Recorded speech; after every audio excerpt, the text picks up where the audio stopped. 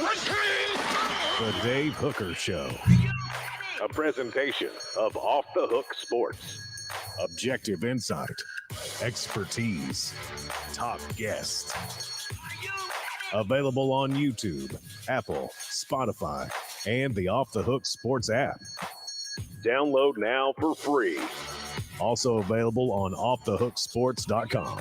I compute and obey. Now to Dave Hooker. Ready. Welcome, as it is a Tuesday, which means we'll be joined by John Adams of the Knoxville News Sentinel, and a lot to get to on the program. Texas A&M week, bye week in the rear view mirror, as opposed to rear view mirror in the bye week. Yes, there we go. All right. Why is the line what it is for Tennessee, Texas A&M? We'll discuss that with John, because he and I were both a little surprised why the line was roughly 3.5. Caleb will get your thoughts on that as well, because Caleb is our gambling expert. Is this year's Tennessee team boring? That was something that John and I discussed last night, and he is hearing that from a lot of different people. I disagree. I think it's actually a more exciting team and a more intriguing team, although not the same as what you expected from last year. Injuries, ever an excuse, and a new segment on the program, Football IQ, why some coaches can't make simple decisions. Josh Heupel talks about Eric Berry being in the College Football Hall of Fame, and he will be honored this weekend before the Texas A&M game. And is the improvement on defense the story of the Vols season so far? So a lot going on. Caleb, how are you, sir? I'm doing amazing. How are you, Dave? I'll take amazing all the time. Good morning to all those already on the message board. Go ahead and give us your thoughts now as we bring John Adams in of the Knoxville News Sentinel with, there we go, max headroom for a moment, but he got it fixed. John, how are you, sir? I'm loving the green look. Caleb has T-shirt Tuesday. I now have extraterrestrial Tuesday. This is a space alien pullover that I got in southern Colorado at a UFO watchtower. I was thinking you were going with tie-dyed Tuesday because it looks a little, Caleb, doesn't it look a little tie-dyed to you? It does, but a UFO watch party in Colorado. John, what else were you doing around that time? John does look like the type of people that I bumped into when I was in Massachusetts, where dispensaries are on every corner and marijuana is very legal. So there are a couple of shirts like that too, John. Were you ever a Grateful Dead guy? No, I was not. I could see that. All right, let's go ahead into Four Downs right now. Four Downs brought to you by our friend bro. Andy Mason, AndyMasonRealEstate.com. It's time for Four Downs, and we're going to discuss this betting line. Here we go. Four downs. 4 questions. 4 answers. The Dave Hooker Show. Four downs. A presentation of offthehooksports.com. Okay. Give us some background, Caleb, as to where this line was in the preseason, because you discussed this yesterday, where it is now. And I want to ask John Adams why it is where it is now. So what was the line in the offseason, sir? So as a futures line, Tennessee was a double-digit favorite across the board, depending on the sportsbook you used. It went from about 10 to 14 points. Last Monday, before Texas A&M played on Saturday, Tennessee was favored by roughly 7 points. So it moved a little bit from the start of the season. Then yesterday, or after Saturday's games, the line has now moved to roughly a field goal or 4 points, depending on the sports book. So about 3.5 for Tennessee. So it's consistently moved to A&M from the start of the season to what happened last Saturday to now, from roughly 10 to 14 to now 3.5. John, before we get into reasons why it may be where it is, what did you think coming into the week that it might be? I want to remind everybody to hit like and subscribe, have the notifications on. But does this line surprise you as is, John? And what did you think it might be before it came out on Sunday? I thought it would be a pick'em game. The line, the preseason line, I didn't understand that either. I thought that was way high for A&M. Way high for Tennessee. I still think, to me, it's just a toss-up game. That's kind of what the odds makers are saying with a 3.5 point line. You take the home field advantage into account, and you would say this is a toss-up game.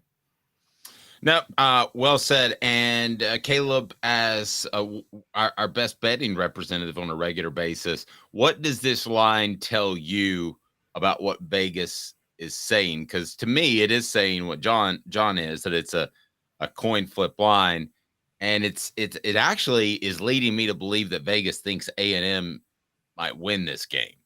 But is that too strong? Your thoughts? I think, yeah, I actually think it's not a pick 'em. I think they're saying that A&M is better because the line moves roughly 3 points for NFL Sunday games. But I think you need to add my guess is they add 2 more points for like an environment like Neyland Stadium. Like if a line moves 3 points for an NFL Sunday game, shouldn't it move 5 points for Neyland Stadium in that environment or something like that? And then you add in the fact that Tennessee is coming off a bye and A&M just played a tough game. I'm sure Vegas takes that into account. So we're talking another couple points. I think exterior factors, the bye and playing at home, you're talking about the line moving 7 points to me in Tennessee's direction. So I think they think all things equal on a neutral field, Texas A&M wins this game by 3 or 4 points. John, your thoughts on that? I think Caleb is right on the money. Oh, I agree. If you look at Texas A&M's depth chart, look at Tennessee's depth chart, Texas A&M has a better team. There are a lot of, and Caleb's pointed out the bye week while A&M was playing at College Station against Alabama. Playing Alabama has never been conducive to a great performance the following week. I can't cite any stats on that, but teams often don't fare as well. There's sometimes a hangover effect from playing against a very good and very physical team as Alabama is right now. What's interesting to me, though, is that people don't believe in Texas A&M. The preseason line that Caleb brought up, I mean, if you looked at the talent A&M had returning, I know it had a bad year last year. It shouldn't have been that big of underdog against Tennessee, even playing in Neyland Stadium. But people don't believe in Texas A&M. That's why it wasn't ranked previously going into the Alabama game. They just think A&M won't deliver when it counts, and it has a history of that. So I think that's a part of it in looking at this line. And I think I can't think of another team where there's such a widespread lack of confidence in than there is Texas A&M. And that's come about through results on the field. It didn't just happen. A&M has proven itself to be an underachiever. But when you start breaking down position by position, Texas A&M is a better team than Tennessee. It's got a more talented roster. It's also played a tougher schedule. If Texas A&M had played Tennessee's schedule, it would be unbeaten right now. Let me ask you this. You say better team. Are you not taking into account coaching? Because you said better roster, but better team. No, I'm talking about, I'm talking about just talent, players on the field. No, Jimbo as a coach is clearly in decline, and Josh Heupel is regarded as one of the best offensive coaches in college football. So Jimbo Fisher at one time was considered sort of an offensive guru. That might be overstating the case, but he had really good offenses. He's not anymore. Bobby Petrino has certainly helped, but still, this A&M team, I really thought A&M would beat Alabama. Clearly wrong about that. But the line favored Alabama, and I thought that line, too, was a testament to the lack of faith people have in A&M. Playing at home, I don't think there was great disparity in talent between Texas A&M and Alabama. Alabama's better coached. No, I'll give you credit. I mean, the roster, if you want to talk about the roster and the actual players, A&M stacks up right there and is probably better than Tennessee. But as a team, I would take Tennessee, and I don't have a problem with them being favored. I actually might be in the minority here. I would have them as a 5 or 6 point favorite. But let's get into that with 4 Downs, brought to you by Andy Mason, AndyMasonRealEstate.com. Cooper, what do people need to do? Cooper Mays here. Hit like and subscribe. You can do that and turn the notifications on. What down, Coop? Coop here. First down. All right, home field advantage for Tennessee. It's turned into one of the toughest places to play again. How big of a factor is that? Caleb, let me start with you. What is that worth? I remind you that 4 Downs brought to you by Andy Mason, AndyMasonRealEstate.com. Over 40 years of experience. He's my realtor, should be yours right there in Tennessee, buying or selling real estate, AndyMasonRealEstate.com. So, Caleb, what's home field advantage, particularly at Neyland, worth? You said you hinted at 5 earlier. Yeah, I said it's 5. I said if you're going to give 3 for the NFL, you need to give 5 for a place like Neyland or the Swamp or anywhere like that. John, I don't have a problem with that, but based off that, we're saying that Vegas thinks in a neutral site that A&M might even be favored by a half point or point. Yeah, I agree with Caleb. It hasn't always been that way. The crowds at Neyland Stadium under Josh Heupel remind me of the crowds in Tennessee's 1998 national championship season. It has that kind of an impact on the game, and that's a tribute to what Heupel has done with the program. And we can go back, and before Heupel, I mean, there were some home games there at Neyland Stadium where I didn't think the crowd was much of a factor. Certainly not as much as you would see at Florida at times, or Alabama, or Auburn, or LSU. But now put it up there, right up there with anybody. I think the swing, if you were playing this game at College Station, I would probably pick Texas A&M by 7 points. Wow. Play it at Neyland, I would pick Tennessee to win by 3, about what the line is. And for those that don't know, that's a big swing. Yeah, John, for those that don't know, A&M, since it's a fairly new team in the conference, is an incredibly tough place to play. I'm sure most people know that, but just in case. All right, what down, Coop? Cooper Mays here. Second down. Okay, how much of this line takes into account A&M's history of choking? John, let me begin with you. Oh, I think it's a huge factor, whatever you want to call it, choking, underachieving, whatever.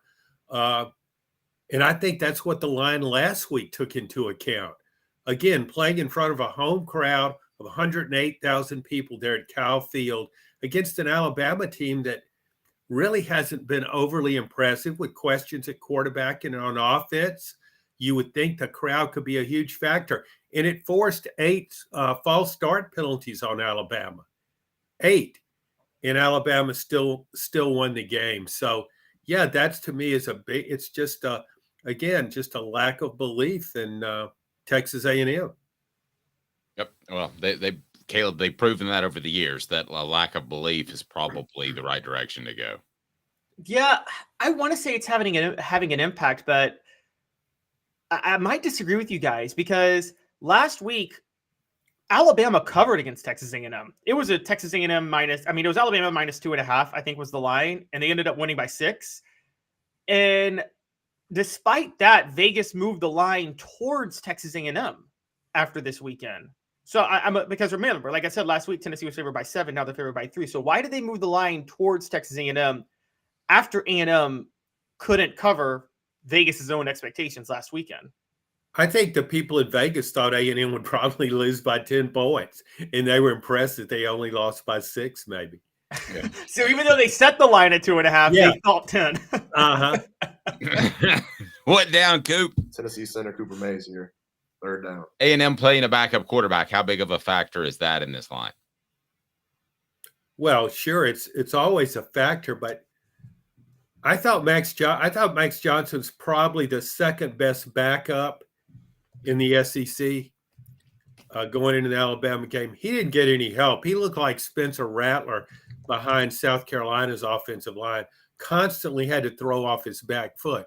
If you give him time, I think he can be very effective. He's got a good touch on the deep ball. He can scramble. make plays. I think he's a really good backup quarterback. I think he would start for some teams in the SEC. However, the difference in him and Connor Wegman, I don't think it's as significant as it is between most first and second team quarterbacks in the SEC. And also the fact that as a true freshman in his first college start, he won in the swamp when Florida was number 6 in the country, and he won for LSU. I think it was like 39-36, something like that. So he's proven he can handle a hostile environment. So as backups go, he's pretty good. Best backup in the SEC. You said he was the second best. Is it Nico or no? Who's the best backup in the SEC? I would say Nussmeier at LSU. Okay, fair. I would probably go Nico on that one. But so back how do you know? Well, I don't. For people I talk to, he's incredibly ready. Okay. But like Caleb's brought up, that may not matter if he goes out there and gets hurt on the third play. So fourth down, Coop. All SEC center Cooper Mays here. Fourth down. Here's what I think it is ultimately is the national media isn't sold on these Vols. They're completely different and a different offensive approach. John, let me start with you and get to Caleb. I just don't think the national media is sold on these Vols quite yet. And frankly, they probably shouldn't be. South Carolina's not a great football team. I thought Josh Heupel had his worst coaching performance in Gainesville since becoming a Vol. John, you want to go first and Caleb jump in on that? It is just I don't know that there's reason for the national media to be sold on the Vols, nor for Vegas to yet. No, not at all. I mean, you go back to preseason when Tennessee, I think, was 10th and 12th in the 2 top 25 polls. So that was that told me they were pretty sold on the Vols because Tennessee did have some significant losses, namely quarterback Hendon Hooker. But if you've watched this team play, why would you be sold on it? Hasn't beaten a team with a winning record. The loss to Florida looks worse by the weekend. Florida just got hammered by Kentucky, and then Kentucky was dismantled by Georgia. So there's no real reason to say, man, I believe in Tennessee. It's 4-1 and it's getting ready to take off. That doesn't mean it can't take off and show significant improvement, but it's got to do something on the field before you win over national media top 25 voters. Caleb, what do you got? Yeah, I think what Vegas is doing is they're resetting what they thought of Tennessee before the Orange Bowl, which if you guys remember, Clemson was favored in that Orange Bowl. I think Clemson was favored by like a touchdown in that Orange Bowl too. And I think Vegas, like a lot of people, overreacted to Joe Milton's performance in the bowl game. Even though if you really watch the bowl game, Milton still missed on a lot of throws in that game. I think his play was really overrated when he won Orange Bowl MVP. Well, but if he plays like that consistently, Tennessee, I mean, if that's the high water mark, that's an okay high water mark. I mean, I don't think he's played that differently since that Orange Bowl. He missed a lot. We only remember the times he hit, and Clemson's defense didn't get off the bus in that game. And so I think he's missed a lot of passes underneath that he would have missed in that game. But I mean, if that's the high water mark, Tennessee is competing for a college football playoff spot. I guess it depends on your expectations going in. John, if he plays that well, I think Tennessee's good. I just don't have expectations that he's going to play considerably better than that. No, I agree with you. I'm one of those people that put a lot of stock in that Orange Bowl performance because it was against a top 10 team, and it was with a lot of pressure on him. Wasn't in a hostile environment, but it was on a neutral site. So there's a lot of pressure on him to perform well, and he did that. He was the offensive MVP for a reason. He wasn't perfect, certainly, but he didn't make any turnovers. Compare that to the Joe Milton we saw against Florida or even against Austin Peay. And if he had played at that Clemson level, Tennessee, I think, would be 5-0 right now and maybe a 7-point favorite over the Aggies. All right. John, let me get you to move over to your left a little bit. You're fading out of or maybe you're right. There you go. He's all centered now. We got him. And it's time for What the H? Because John brought this up yesterday. This is why we talk every single Monday before the show, because he brought this up he has an incredible group of emailers. He has an email chain, and they are able to give him some feedback as to this Tennessee football team. And he brought something out of left field that I thought, man, that couldn't be better than what the H, because we're going to do that right now. It's brought to you by Zen Sports. What the? What was he thinking? Release the hounds. The Dave Hooker Show. Keep cool. A presentation of OffTheHookSports.com. All right, so the question was brought up in John's circle, and I want to get your thoughts as well. Is this Tennessee team boring? And I was taken aback by John even bringing that up. I don't think it's boring, and I'll tell you why. First, John, if you can share the sentiment from the people you hear from that this is a boring Tennessee football team. Well, let's put this in perspective. It wasn't as though I got 1,000 emails on this, but a couple of people brought it up, and I can understand that. It's all relative. Look what Tennessee was the first 2 years under Josh Heupel. Tennessee's averaging 10 points per game fewer than it did last season. It's ranked. It was number 1 in yards per game. It's like 21st now in yards per game. Tennessee was a big play machine last season. Now those big plays are few and far between. I thought it was, if you were just a fan of college football and Tennessee was playing on television last season, that would be one of the games I think a lot of people would want to watch just because of Tennessee's robust offense. I mean, it scored 66 on Missouri after kind of a slow start. But you don't see that now. The passing game has not delivered, and I think that's the reason for it. So I'm not saying it's Jeremy Pruitt boring. I'm just saying, I mean, and I'm speaking for these people who email me. I think they're saying compared to last year, this team just isn't as exciting as it was. All right, let me ask you, Caleb, is this Tennessee team boring? And on the message board as well, I'm going to give you my retort. I think it's actually more intriguing than last year. But Caleb, let me begin with you. All right, a good comparison for me, because you said Jeffrey Pruitt boring, and yeah, it's not that level. Last year, because people say Josh Heupel's this era Steve Spurrier. Last year, Josh Heupel was Steve Spurrier at Florida. This year's Tennessee team is Josh Heupel with Steve Spurrier at South Carolina. Ooh, and it's actually pretty good, John. What do you think of that? I think it's excellent because if you remember Steve Spurrier's South Carolina teams, it wasn't fun and gun offense. It was running the ball. How many times did what was his name? Marcus Lattimore, the running back there. Didn't he carry over 40 times in a game? Spurrier proved that he by then he'd put his offensive ego behind him, and he was doing everything he could to win games. And the best way to win games at South Carolina wasn't throwing it 45 times a game. It was running the ball and playing pretty good defense. That's a great comparison on Caleb's part. Yeah, it's pretty. I'm having trouble beating that one. So to the message board, Papa J saying boring against last year. Rocky Top Tom has some strong feelings on Joe Milton. People could characterize it as boring. I'm just incredibly PO'd to see our impotent offense being led by Joe Milton, who the coaches don't trust to run this thing the way it should be. Okay, to me, now maybe this is reporter Dave coming out as opposed to fan of college football Dave. I think it's actually more intriguing because this team is having to manufacture some yards in a different fashion. This team is better defensively, and as John can tell you, I like me some good defensive football. I think they're exciting up front defensively. They've got some great storylines. Now, it may have led to a loss, but the Cooper Mays storyline being out, Keenan Pillion will get to injuries and all of that they've dealt with. I actually think there's more intriguing storylines, John, but am I talking more from the journalism perspective than a fan perspective? Is that what I'm doing here? I think you can answer that question yourself, Dave. It's not even close. Yeah, I don't think most fans care about intriguing storylines. They want to see the ball in the end zone. They want to see Steve Spurrier at Florida. They don't want to see Steve Spurrier at South Carolina. Yeah. Caleb, am I looking at it through with my notepad in my back pocket? Is that the problem?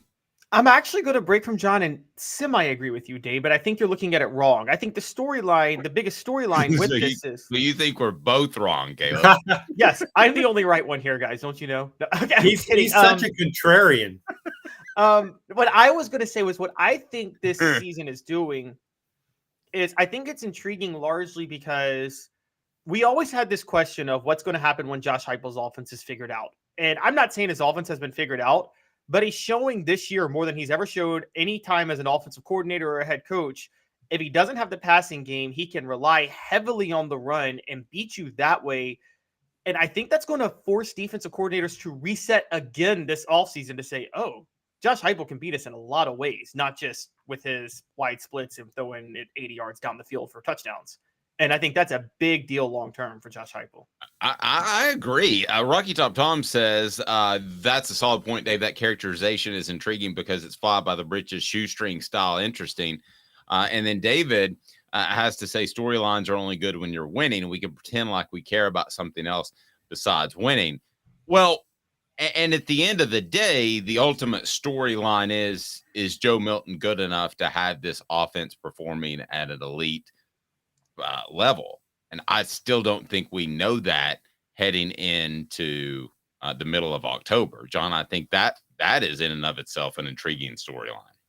Yeah, but you also have to say, yeah, Tennessee's winning a different way, but who is it actually beating? It's just beating a bunch of bad teams. So I don't, that doesn't mean anything. If you beat Alabama running the ball, that means something. If you beat Texas A&M running the ball, that means something because Texas A&M teams haven't been running the ball well on Texas A&M. They pretty much stonewall running games. So, yeah, that would be significant. But right now, yeah, Tennessee's winning in a different way, but it's winning against a bunch of nobodies. Okay, so to both of you guys, Caleb, start with you.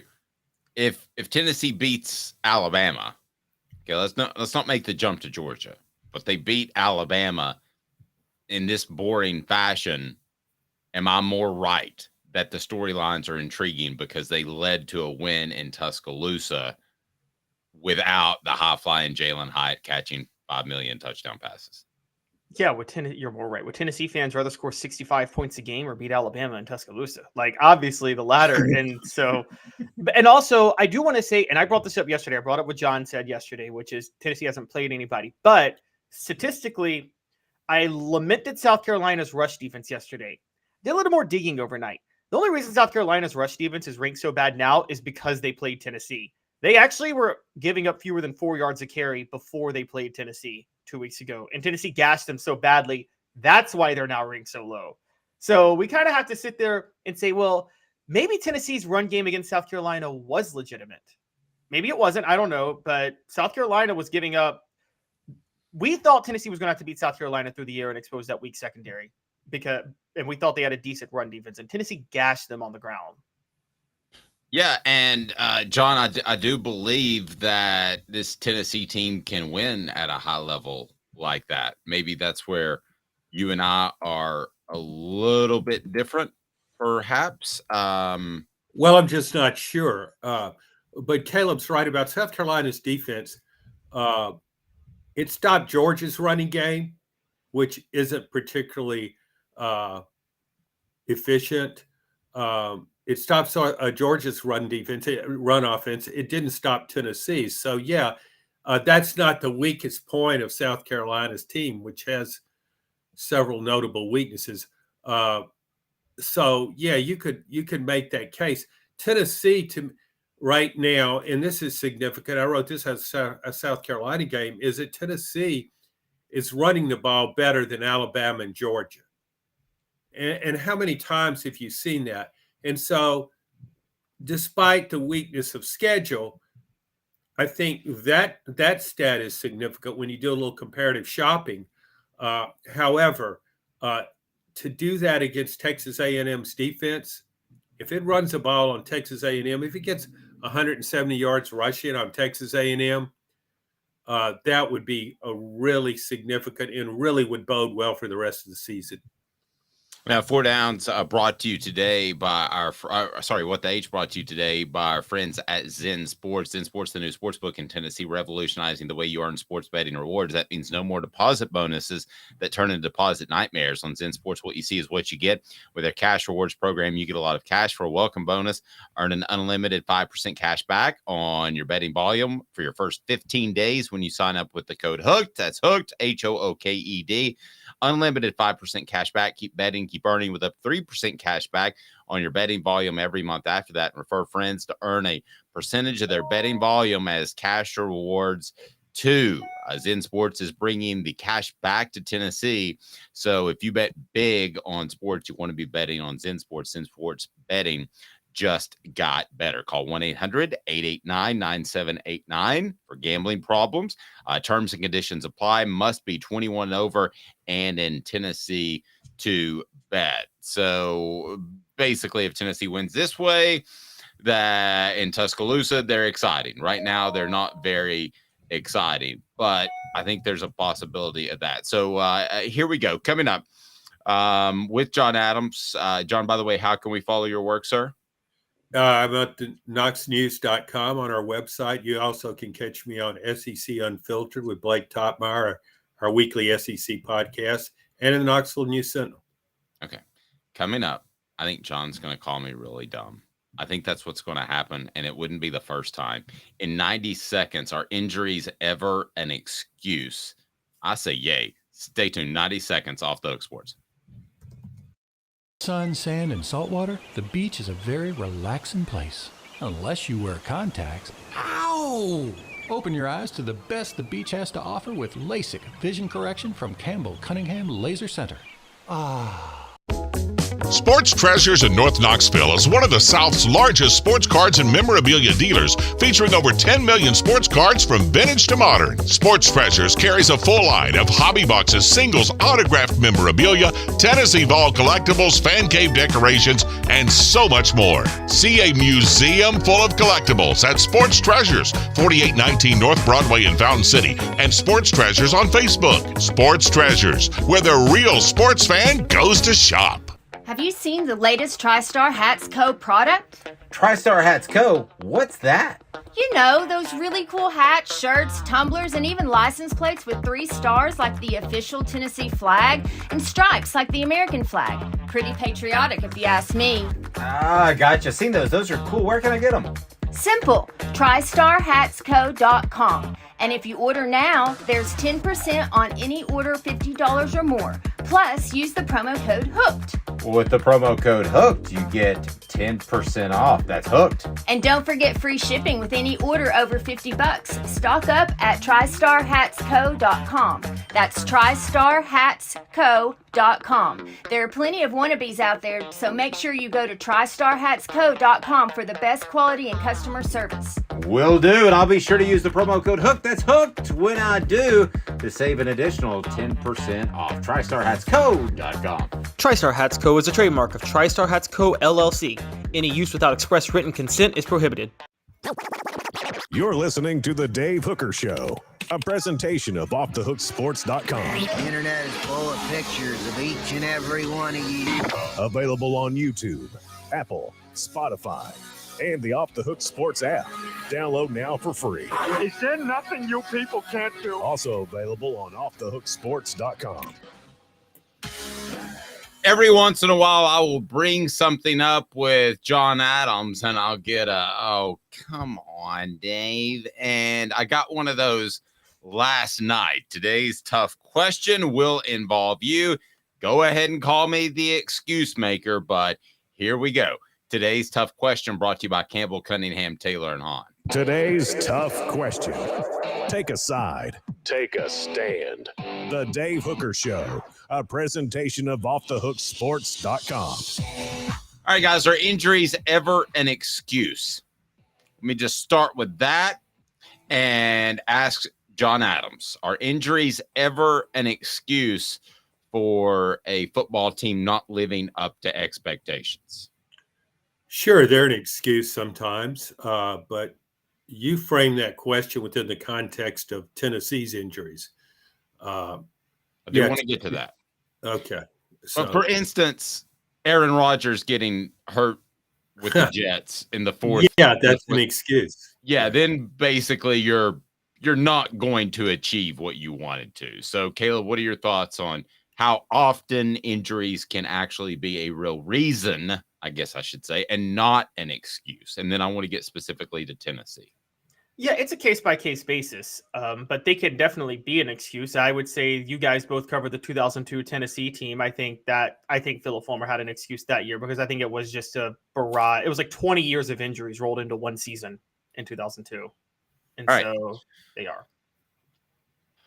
Is it a fair reason for Tennessee having dropped a game and not playing at their best at various times? Austin Peay comes to mind. John, is that a fair reason or is that just an excuse? I think it's more of an excuse. It's also a reason. Cooper Mays being out starting center, that affected Tennessee's offense, no doubt about that. But if it had lost to Austin Peay, you couldn't blame it on the absence of center Cooper Mays. And I don't blame the loss to Florida on the absence of Cooper Mays because every team incurs injuries. It's just part of football at the NFL level, at the SEC level, wherever. And this is a very physical league. When you lose a starting quarterback, that's when you're worried about your season being sabotaged by injuries. But there's sometimes, and Caleb brought up an example of the 02 team. I remember Tennessee's 04 team when its top two quarterbacks were injured, and it ended up playing in the SEC championship game with a third-string quarterback, Rick Clausen. So you would say, oh, my gosh, there's no way Tennessee can win after losing two quarterbacks, and it still managed to do so. So, yeah, injuries can be an excuse, but for Tennessee, these injuries haven't been significant enough. Losing Keenan Pili, a linebacker, yeah, he was their best player at that position, and that hurts some. And losing Brew McCoy, that hurts the receiving core. But you can't say, oh, my gosh, the season's over. You can't achieve your goals without those guys. I don't believe that. If that's the case, then your roster wasn't well fortified enough to begin with. Okay, the second part of what you said is what I wanted to address. And Caleb, let me get to you. The roster is not fortified to where it should be. Now, that's a different argument, okay? But I think injuries with this team are an excuse for why they have one loss, because I think they win at Florida with Cooper Mays. I think Keenan Pili, even though they played fine without him, handled a lot of the defensive costs. I think Brew McCoy is a big deal because there is no way in this world that Nimrod, Webb, or Ramel Keaton are going to dictate coverage like a true number one receiver does. So it's not going to open things up on the other side. So if Tennessee were to lose 3 or 4 games this season, I think you have seen enough, Caleb, that you could point back to and you could say, always remember that 2023 season, they did have that bad run of injuries. I'm not saying it's time to go 6-6, but Caleb, I think they're to the point where it has to be factored in when we tell the story of this season moving forward. The one area where I wouldn't factor it in, though, is I do put a lot of blame on Josh Heupel for this point not having had a backup center ready to go. And I think this is year 3, and he's put all his eggs in Addison Nichols being ready to go, and he clearly wasn't. So he's forced to Volley Lane. And I've been on this about Josh Heupel for a while. Josh Heupel, the play caller, no issues. Josh Heupel, the talent evaluator, it's like everybody's asking about Bill Belichick right now with New England and him struggling. I'm like, I don't think Bill Belichick, the coach, is the problem. Bill Belichick, the GM, is the problem. He's not making good personnel moves. And I think that is where the Cooper Mays injury is not an excuse. Because the reason it became a factor was Josh Heupel has not done what he needs to do to make sure there was a backup ready to go. The Brew McCoy injury, yes, he's a rare talent. I don't think that's an excuse either, though, because you have 3 other 4-star wideouts who you recruited. So if you can't find a replacement for Brew McCoy by this point, again, that's a talent evaluation issue. And that needs to be called out. John, I think that the answer to my question will come pretty quickly. If they have the ability to turn in another Brew McCoy, as they did last year when Cedric Tillman got hurt, if Kalen Webb or Chaz Nimrod are one of those guys, then Tennessee's fine. I don't have any premonition that they'll be those type of guys. And so I guess largely my assertion, it remains to be seen, but I don't think they have another guy that's going to be able to move defensive secondaries around. Well, again, that speaks to Caleb's point. You've got to think in terms of what happens if this happens. What happens if we lose this guy? What do we do then? It's not. Cooper Mays is. You could say is an All SEC center. We say that on this show repeatedly. Brew McCoy is not an All SEC wide receiver. Keenan Pili is not an All SEC linebacker. I can cite other teams that have had more significant losses. Georgia, for example, lost a really key running back in Branson Robinson for the year. I think he would have been their leading rusher. McConkey has hardly played this season because of injury. He's their best wide receiver, an All-SEC caliber receiver. And you can go on, you can look at any team. South Carolina, for all its problems, some of those were directly related to injuries in the offensive line. So I just don't think at this point Tennessee's injuries are that huge a contributor to what this team is. I don't think if we disagree on this. I think if Cooper Mays played against Florida, Tennessee would have still lost that game. Tennessee's defense was a problem in that game. And if you remember, quarterback Graham Mertz for Florida was playing with a hurt hand in the second half, and that affected, I think, the play calling for Florida, which was picking apart Tennessee's secondary in the passing game before that. So what do you specifically on that, Caleb, what do you think if Cooper Mays plays? Does Tennessee beat Florida? Remind you that portions of the program brought to you by Campbell, Cunningham, Taylor, and Hahn. Enjoy life better when you see better. Local vision service for LASIK, cataract surgery, and regular eye examination. ccteyes.com. ccteyes.com. I've had LASIK, no contacts, no glasses. Absolutely love it. So let me backtrack a little bit because I thought John and I agreed on that, but we don't. Do you think Tennessee beats Florida with a healthy Cooper Mays from the get? Yeah, I break with John on that. I'm with you, Dave, because I think that one of the reasons Tennessee's defense, now, to be fair, Tennessee's defensive line, and I've said this for a while, the edge rushers didn't get off the bus that day either. I mean, Tyler Barron and Roman Harrison should have taken a long shower after that Florida game because they didn't bother to show up for that game. But I will say that part of the problem was after Florida scored that first touchdown, Tennessee had a 5-play drive, a 2-play drive, a three and out. And the reason was they couldn't run the ball at all. They averaged fewer than 4 yards a carry in that game. Jalen Wright himself was the best runner, and he averaged 3.5 yards a carry, I think. And I think this Tennessee defense plays off the offense getting a lead. And the longer you put them on the field, which the offense couldn't stay on the field in the first half, nor could they build a lead, the more things are going to unravel for that defense. John, going back to your roster comment that there should be somebody behind them to just immediately step in. And when you saw Alabama at its best, it was like, oh, the Bryce Young guy is going to be great. He's probably going to win a Heisman. I mean, there was just no doubt for the longest period of time that they were going to plug and play. So we are in year 3 and there is a transfer portal.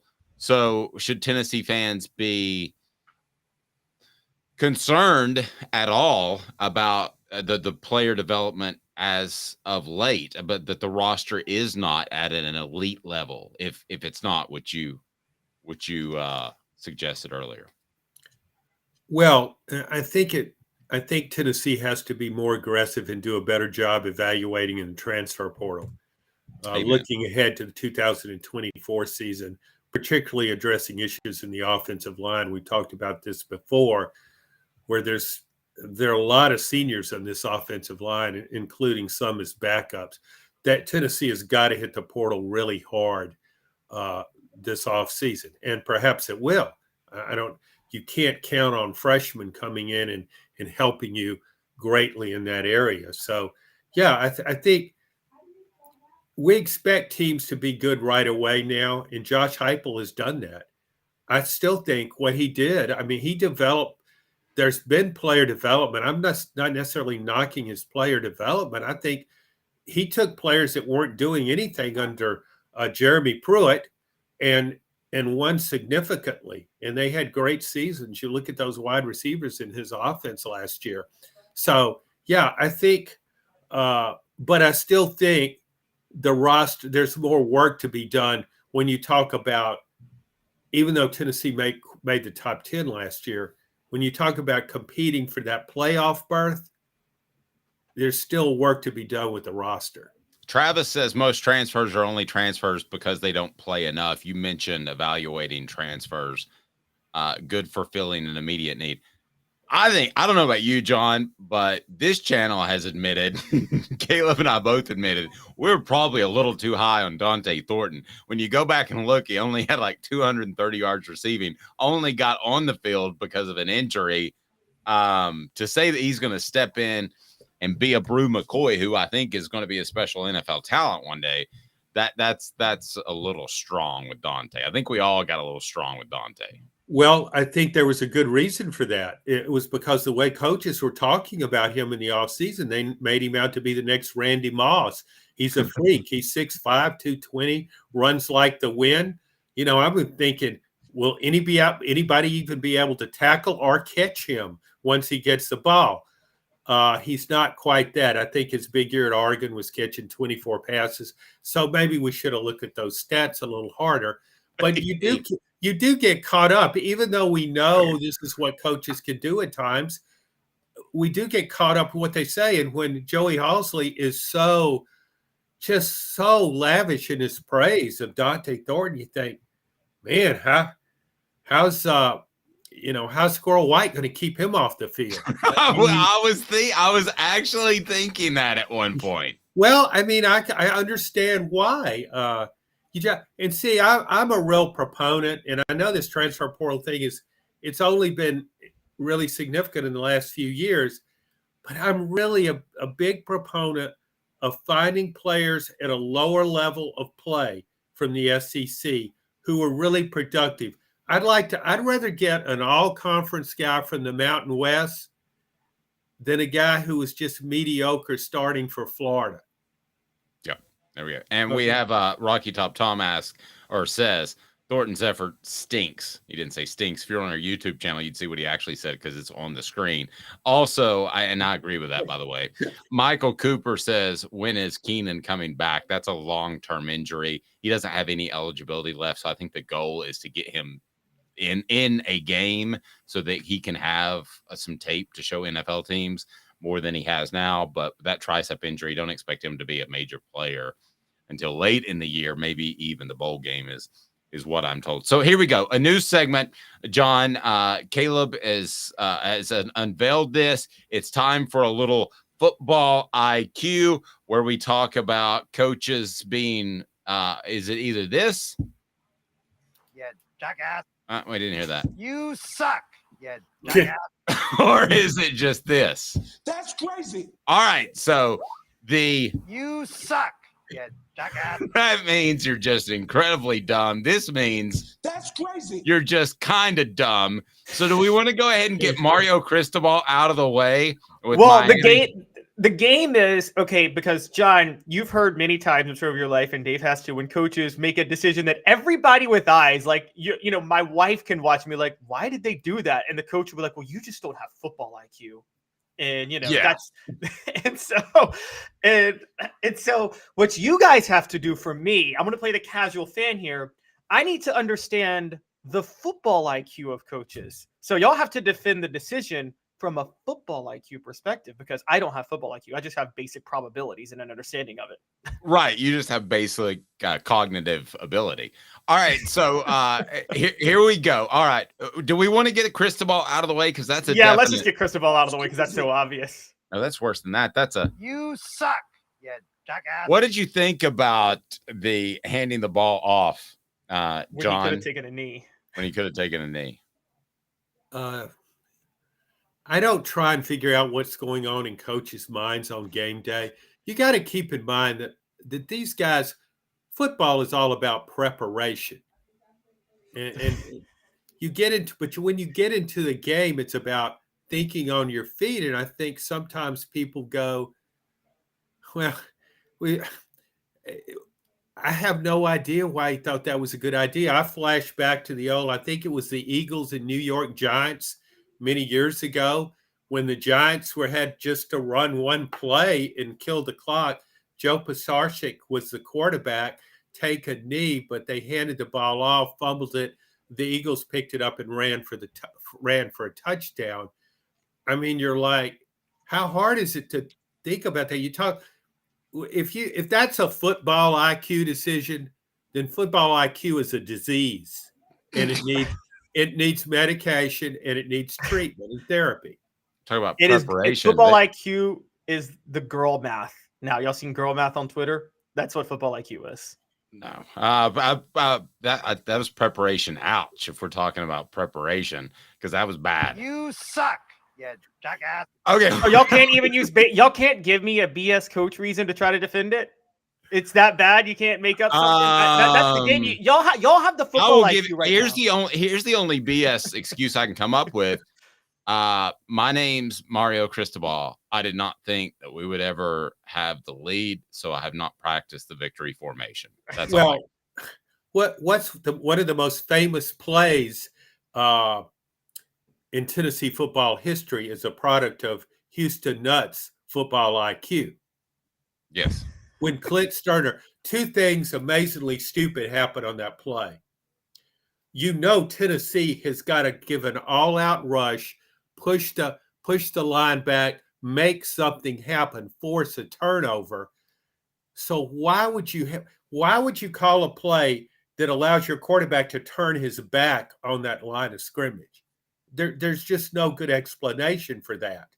But the other factor is that Clint Sterner, with a really high football IQ, decided to use the football as a prop before he hit the ground.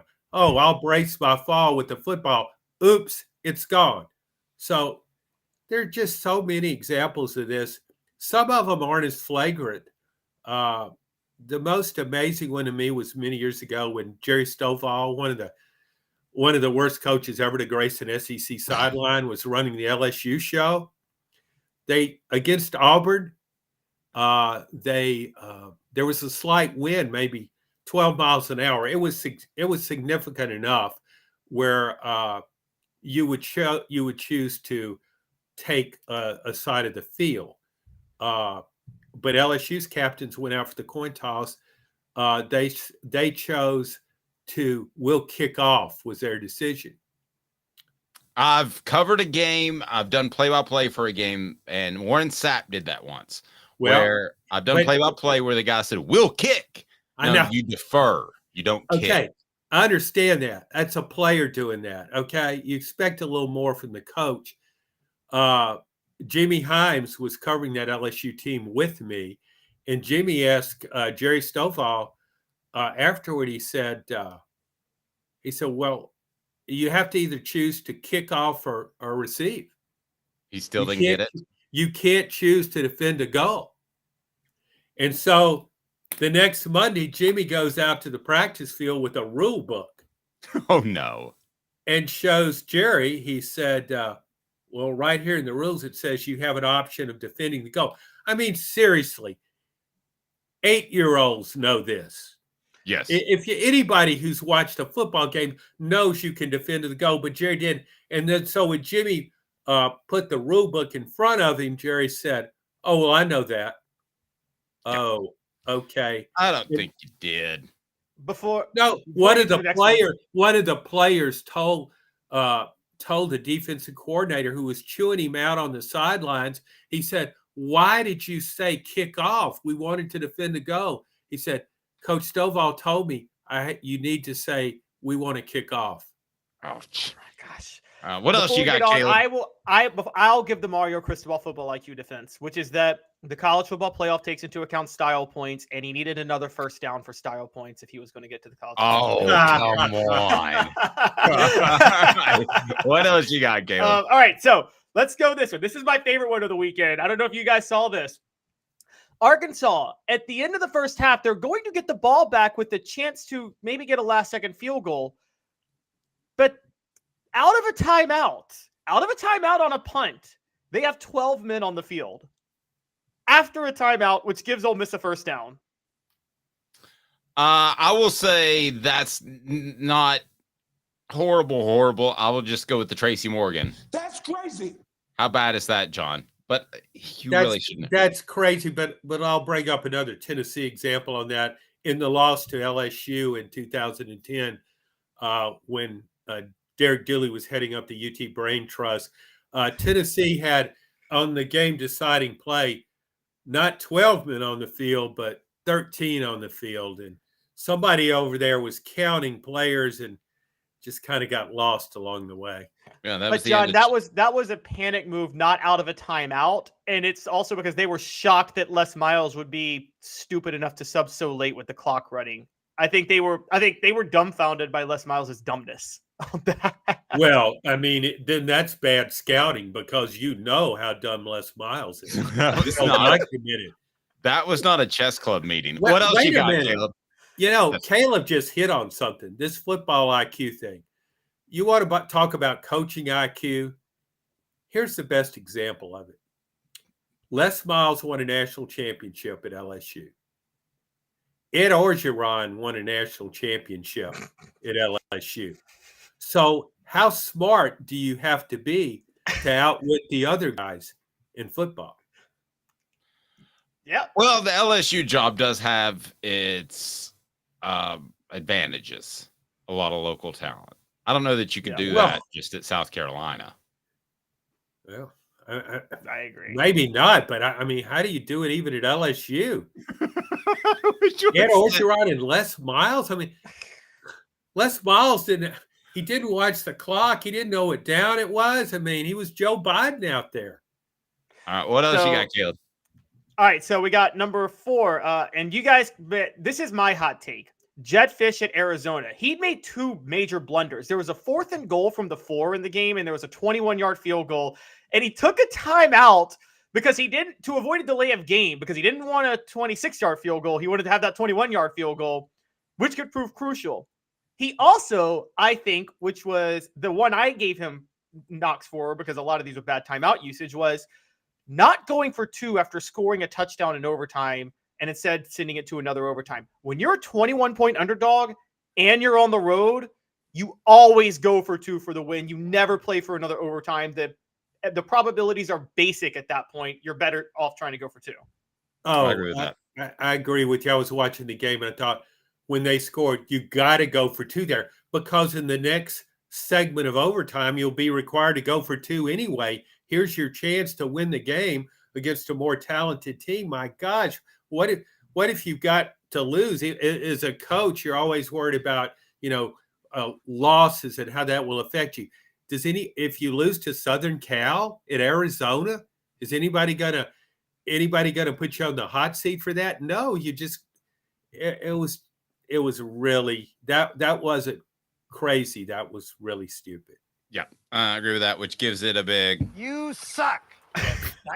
Portions of the program brought to you by Harold Group Security Solutions, leadership experience, specialization, addressing problems through unique mission-specific mitigation techniques. They are highly trained individuals that make your children safer. Working with private schools now, we're trying to extend that to public schools. So go to your school administrator and say, hey, you need to check out Harold Group Security Solutions, haroldgrp.com. Give me another, Caleb. All right, we got 2 more. So this one, Washington State, when they were trailing UCLA 25-17, was driving. Cameron Ward scrambled, brought up a 4th and 1. Again, they're driving. They got 2 timeouts. They let the play clock run down from just over 2 minutes to 1:13, and then they use a timeout. After letting the play clock run down 38 seconds, when you know you're short on time.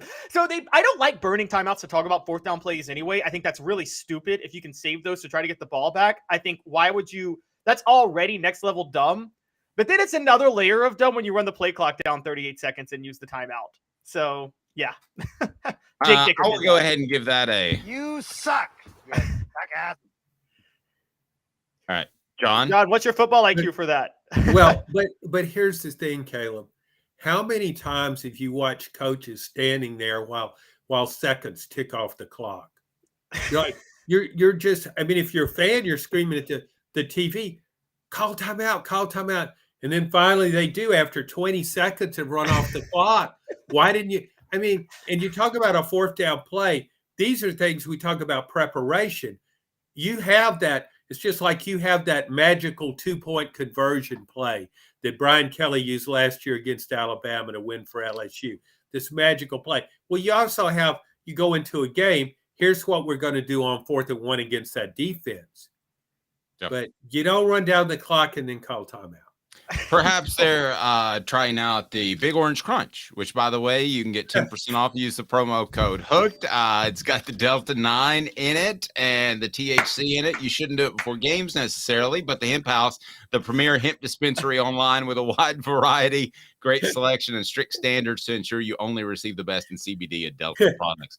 Hemp House chat with 2Ts.com. Use the promo code HOOKED to get 10% off. How about that? The Big Orange Crunch is there, developed by Off the Hook Sports and the Hemp House. All right, Caleb, last one.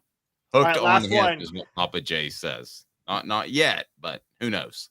It's our always creatively thinking. I lost last year on purpose because it could help me recruit to sell playing time to players. Yes, that's what Jimbo Fisher said last year during a losing streak, that it's a good thing because it'll help them sell playing time on the recruiting trail. Jimbo Fisher had a couple of ones. The punt on 4th and 1 from the 45-yard line at Alabama. 4th and 1 from the 45. The punt went into the end zone and netted a touchback. But don't worry, he was able to push that one aside because he outstupided that one with trailing 26-17. 4th and goal from the 2. He decides to run the play clock down and take a timeout to kick a field goal. And his reasoning was, we already had a kick blocked, and I wanted to make sure it wasn't going to get blocked this time. Yeah. And Travis on the message board saying anything better than hookers and hemp. So this ties directly into Tennessee this year. Be sure to hit that, or this week, hit that like and subscribe. Jimbo Fisher, scale of 1 to 10, and Josh Heupel on the scale of smart coaches. Currently, where they are, where would you have them? Is this for me or John? Let's go, John. John? Okay. Josh Heupel, probably right now, 8 or 9. Jimbo Fisher, probably a 3 or 4. I think his football IQ has declined precipitously since he was given that 10-year, $75 million contract that has since been extended and increased. He just doesn't remind me of the same guy that coached at Florida State. Offensively, I don't know. I just, and that play call, the one that struck me. I mean, I know Caleb trumped that with a later call, but that to me was the game. 4th and 1 on the 45, late in the third quarter. You've got 108,000 people screaming on your behalf. You want to get them into the game, maybe. You just gotta go for it there. What kind of message did that send to the team? Yeah, agreed. John, great stuff. How do we follow your work, sir? Knoxville News Sentinel or knoxnews.com, and check out our SEC podcast with Blake Topmeyer, SEC Unfiltered.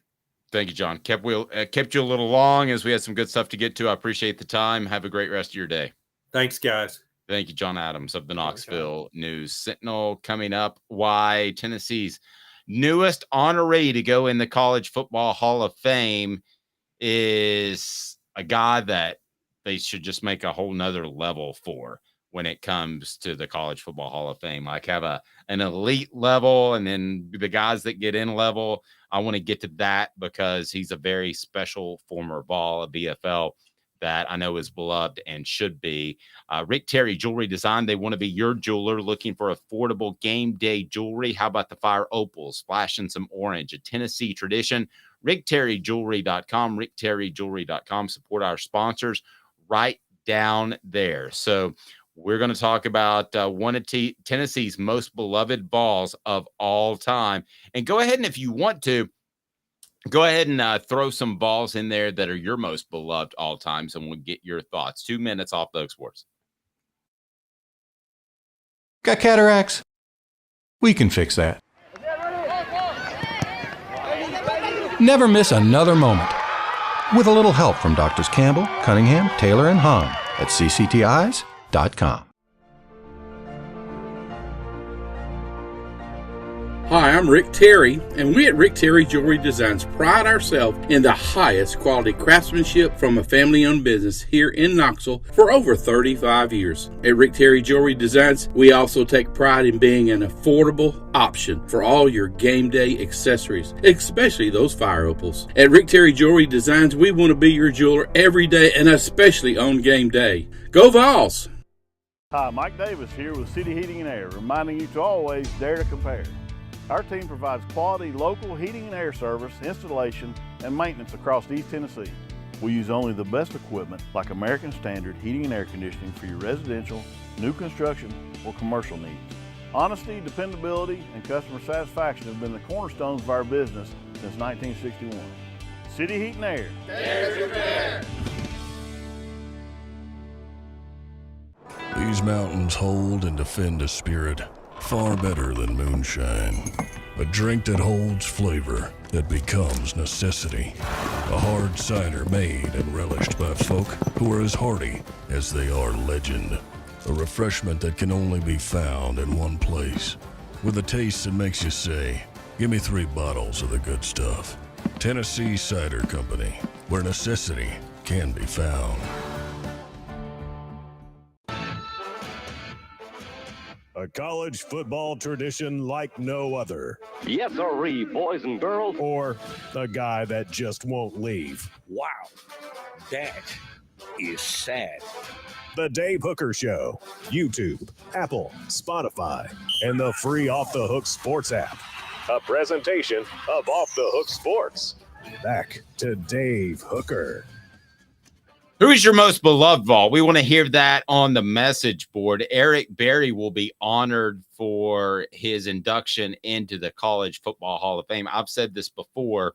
When guys go onto the NFL, I tend to root for people over jerseys. I'm a Cowboys fan, but man, if Eric Berry was lined up on the other side playing for the Chiefs, which obviously he's not, I would have trouble not rooting for Eric Berry because I think he's one of the most standout individuals, both as a person and as a player that Tennessee has ever had. I think you're talking about one of the elite defensive players, not just defensive backs, because they would roll him up at the Chiefs to play a little linebacker as well.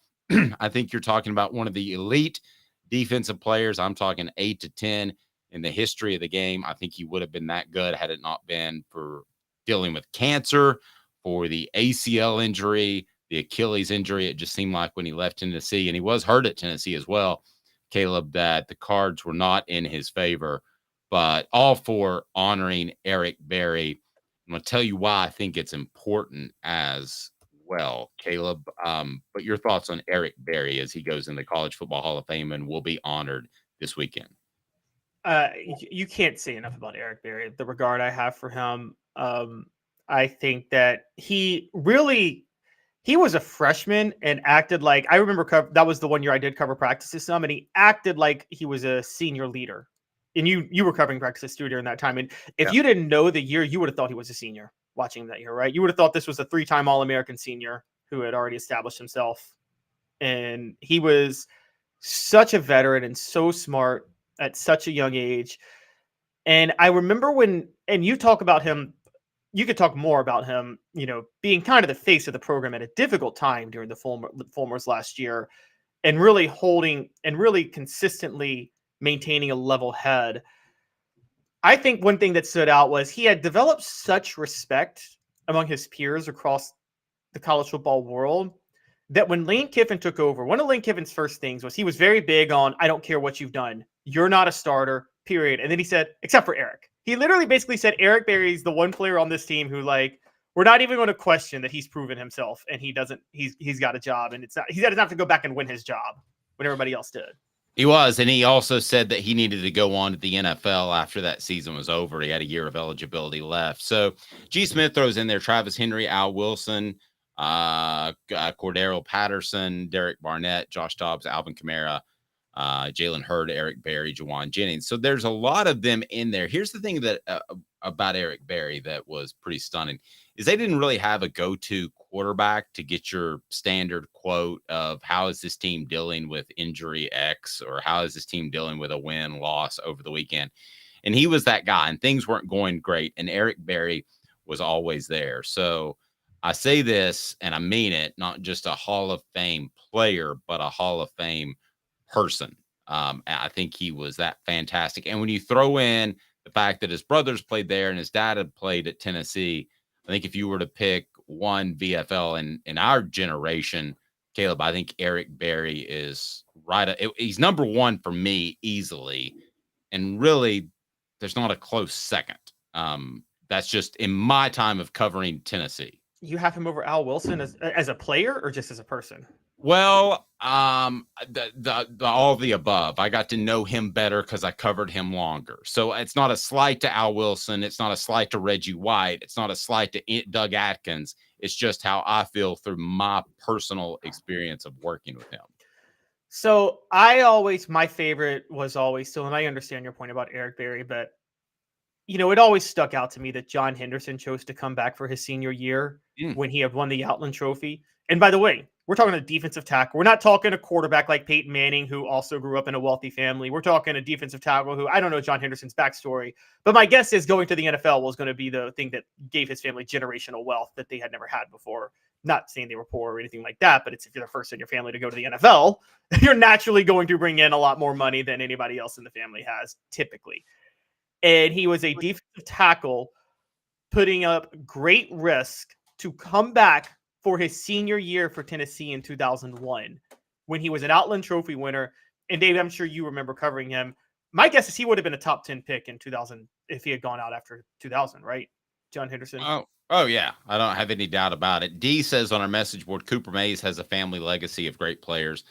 So Cooper's got to be right up there as well. And yes, his dad played for Tennessee, would have been a first round pick if not for a flukish, weird, odd injury that happened after his pro day. Also getting some love, Fred White. Now, Fred White, that's a whole different level. Sorry, Eric Berry, but that's a different level. Fred and I are friends. So there's not a lot of people that I've covered over the years that I would call friends.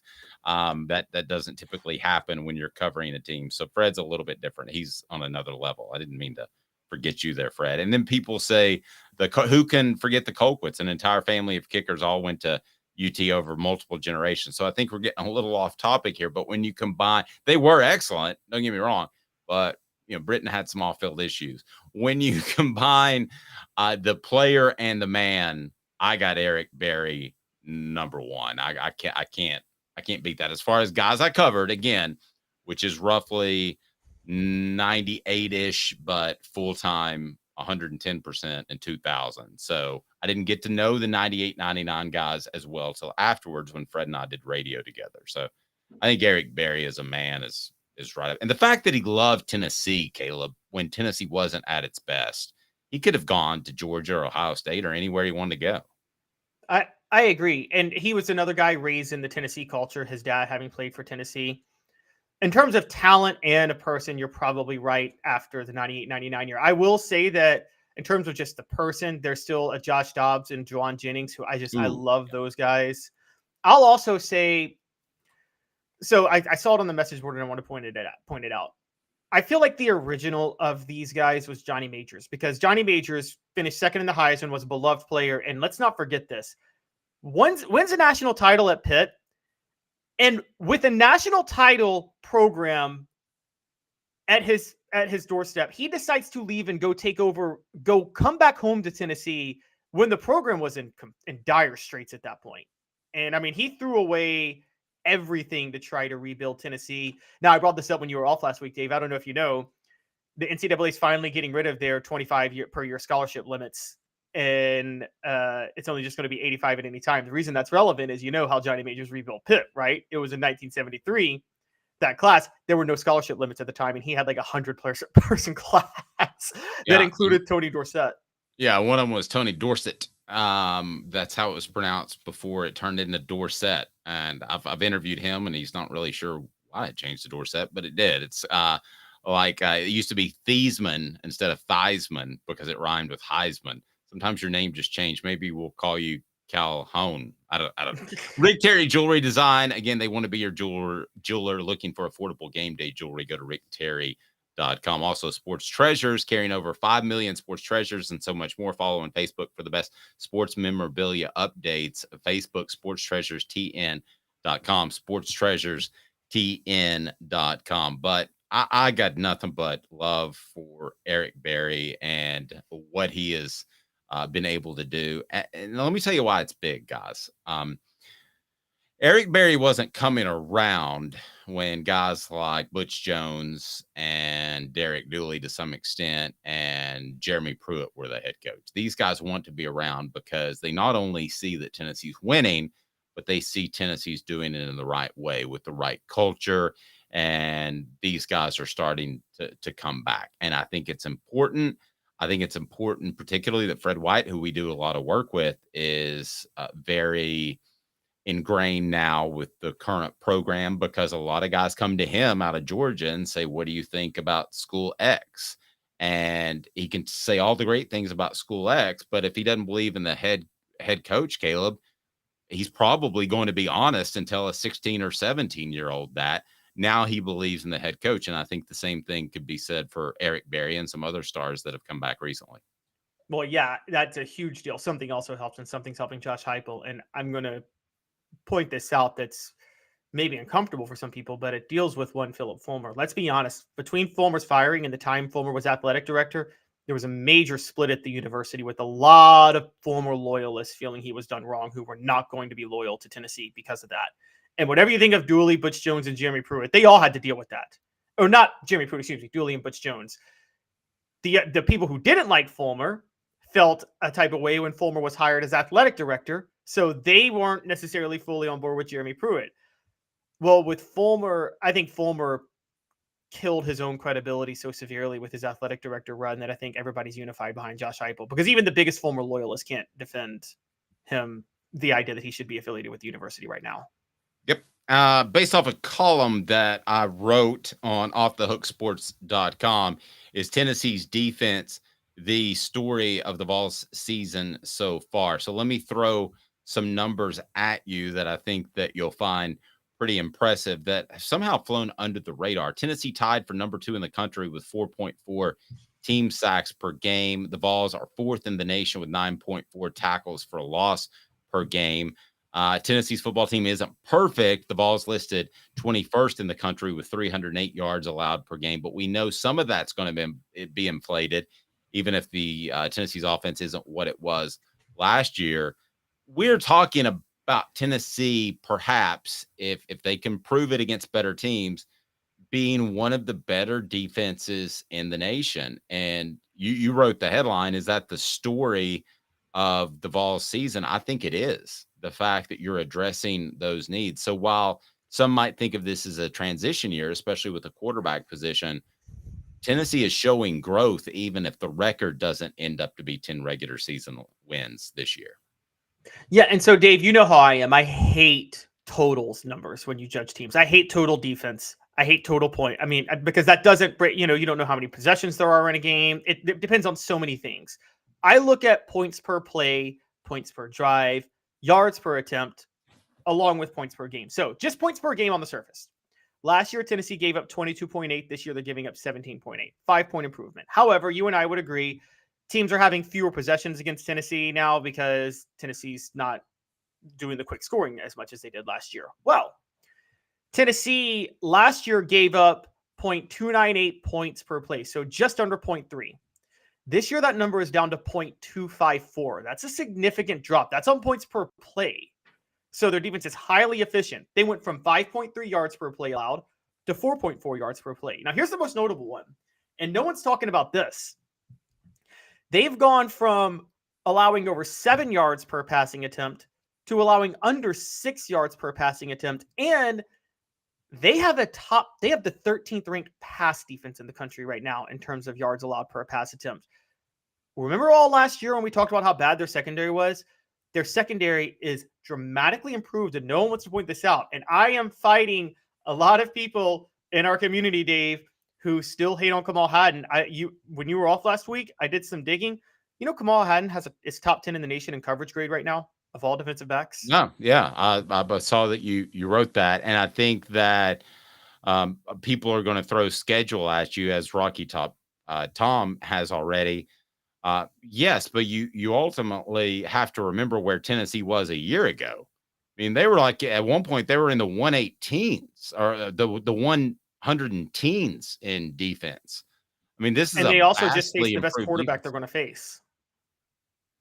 Yeah. It's Yeah, Spencer no, Rattler. they did. Spencer Rattler. Yeah. I mean, aside from aside from an SEC championship game or a college football playoff or a bowl game, yeah, I mean, as far as who's actually on their schedule, I wouldn't argue with that. Let's not forget at this time last year, Tennessee did get a win over Pitt with a defensive effort, but that was never the mantra. That was never what was actually going to happen, other than maybe the Kentucky game. Those two games, which other game was Tennessee's defense the star? I don't have another one. I don't really have Vanderbilt, but it's Vanderbilt. And so, yeah, I mean, and you're right. It's like, okay, this point last year also, so, you want to bring up Florida. Anthony Richardson threw for 400 yards on Tennessee last year. Who's better, Anthony Richardson or Spencer Rattler? It's Spencer Rattler. Agreed. No, agreed. Yeah. And what did Tennessee do to Spencer Rattler this year? Just Spencer Rattler alone. What did Spencer Rattler do to Tennessee last year? And what did he do to him this year? No, fair. I think that Tennessee's defense is the story of the season as long as Joe Milton continues to work out. The story, if he struggles at any point and he reverts to form, then the quarterback position is going to be the issue. But when you look back in the 2023 season, I think that you'll say when you're putting together Josh Heupel's time at Tennessee, you'll look back and you will say that's when they learned to play defense, is 2023. Yeah, I agree. And remember, I was bringing up for a lot of times last year the defense was underrated because a lot of those points that were given up, Alabama and South Carolina notwithstanding, a lot of the times Tennessee surrendered a lot of points. It was late in the game and they were letting teams come back that were just throwing it all over the field. But there's no denying that it's better this year. And you're right, 2023, this is going to be the year that, and this is a big thing for me, Dave, that I think separates Josh Heupel from Lincoln Riley. They run similar offenses, almost identical. But the big difference is Lincoln Riley's been a head coach now since 2017. So we're talking he's in his 7th year as a head coach and has never had a defense to this point, ever. And we're looking at Josh Heupel and we're seeing, okay, his 3rd year at Tennessee and he's got a defense that is being – it's not the same as USC. It's not. Tennessee's defense is much better. No, and you mentioned Haddon too. Is it time, pardon me, for Tennessee secondary just to be looked at as different than it was last year? How many times were guys covering for other guys? Now that could speak to coaching and Willie Martinez, and we can go down that path at another time. But how many guys were covering for other guys because they were out of position? I think that was happening a lot more than you think. I think Tennessee has some more semblance of order, but ultimately what they have is they have a defensive front that's going to create pressure. So you don't have to cover guys for 4 and 5 seconds. You got to cover them for 2 and 3. The chains are more in your favor nowadays. First down is the most important down in football. Don't let anybody tell you that it's 3rd or 4th. First down sets up what you do. You pick up 4 yards. Statistically, on first down, your odds go through the roof of converting on a 1st and 10. So, there's a reason.